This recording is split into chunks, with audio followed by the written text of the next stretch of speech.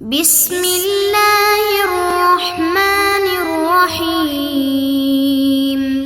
بسم اللہ الرحمن الرحیم۔ ہمارے آج کے سبق کا عنوان ہے یعقوب عند یوسفہ، یعنی یعقوب علیہ السلام یوسف علیہ السلام کے پاس، یعنی یعقوب علیہ السلام جب کنعان سے مصر آ گئے تو اس میں اس واقعے کا ذکر ہے۔ وَلَمَّا سَارَ الرِّجَالُ بِقَمِيصِ يُوسُفَ إِلَىٰ كَنْعَانَ، جب مرد یوسف علیہ السلام کی قمیص لے کر کنعان کی طرف چلے، احس یعقوب رائحۃ یوسف، تو یعقوب علیہ السلام نے یوسف علیہ السلام کی خوشبو کو محسوس کیا۔ احس یحس، احساس بمعنی محسوس کرنا، ادراک ہونا۔ رائحۃ مضاف، یوسف و مضاف الیہ اور مضاف الیہ مل کر احسا کا مفعول ہے۔ وقالا، اور فرمایا انہوں نے، انی لاجد ریح یوسف، بے شک میں یوسف کی خوشبو کو پاتا ہوں، یعنی میں یوسف علیہ السلام کی خوشبو کو محسوس کرتا ہوں۔ یوسف علیہ السلام کے والد یعقوب علیہ السلام نے فرمایا، قالوا تاللہ انک لفی ضلالک القدیم، تو ان کے بیٹوں نے کہا اللہ کی قسم بے شک آپ پرانی غلطی میں ہیں۔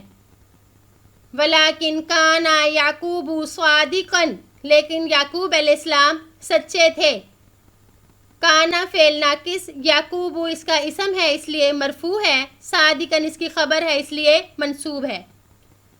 فلما ان جاء البشیر القاہ علی وجہہ فارتد بصیرا، جب خوشخبری دینے والا آیا تو اسے ڈال دیا ان کے چہرے پر، پس لوٹ آئی ان کی نگاہ۔ بشیر بشارت دینے والا، خوشخبری دینے والا، اسم فاعل کا صیغہ ہے۔ قال الم اقل لکم انی اعلم من اللہ ما لا تعلمون، تو یعقوب علیہ السلام نے فرمایا کیا میں نے تم سے نہیں کہا تھا کہ میں اللہ تعالیٰ کے بارے میں زیادہ جانتا ہوں جو تم نہیں جانتے۔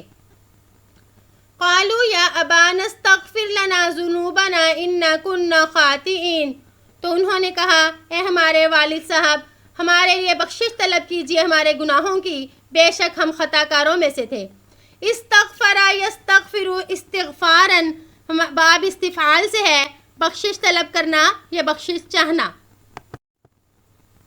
قال سوف استغفر لکم ربی انہ هو الغفور الرحیم، فرمایا ان قریب میں بخشش طلب کروں گا تمہارے لیے اپنے رب سے، بے شک وہ بخشنے والا مہربان ہے۔ سوفا استغفرو پہ داخل ہوا، استغفرو جو کلمہ ہے یہ فعل ہے، کیونکہ سوفا جو ہے یہ فعل پر داخل ہوتا ہے۔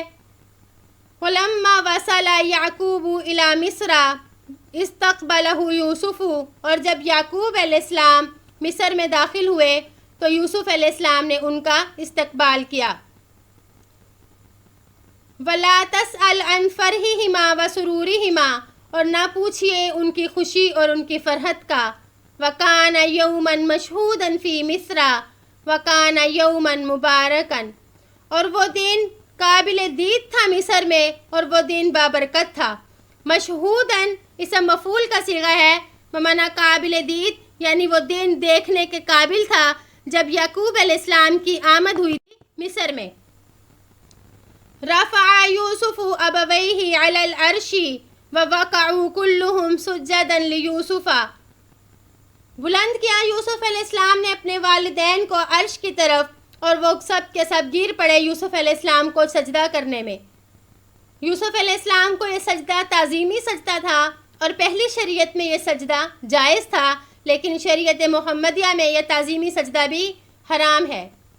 وقال یوسف، یوسف علیہ السلام نے فرمایا، ھذا تأویل رؤیای من قبل قد جعلها ربی حقا، یہ میرے خواب کی تعبیر ہے، اس سے پہلے جو تحقیق بنایا اس کو میرے رب نے سچا۔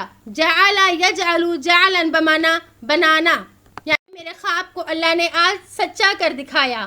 انی رأیت احد عشر کوکبا والشمس والقمر رأیتہم لی ساجدین، بے شک میں نے دیکھا 11 ستارے، سورج اور چاند کو کہ وہ مجھے سجدہ کر رہے ہیں۔ وحمد یوسف اللہ حمدا طیبا کثیرا، یوسف علیہ السلام نے اللہ تعالیٰ کی بہت زیادہ پاکیزہ تعریف بیان کی۔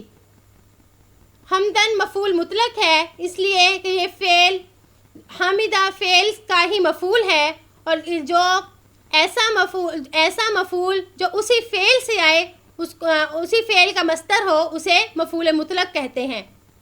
شکر یوسف علی ذالک شکرا عظیما، یوسف علیہ السلام نے اس پر بہت شکر ادا کیا۔ وبقی یعقوب آل یعقوب فی مصر زمنا طویلا، یعقوب علیہ السلام اور ان کی اولاد مصر میں لمبا عرصہ رہے، یعنی طویل زمانہ تک ان کی اولاد جو ہے وہ مصر میں آباد رہی۔ ومات یعقوب وزوجہ فی مصر، یعقوب اور ان کی بیوی نے مصر میں ہی وفات پائی۔ السلام علیکم ورحمۃ اللہ وبرکاتہ۔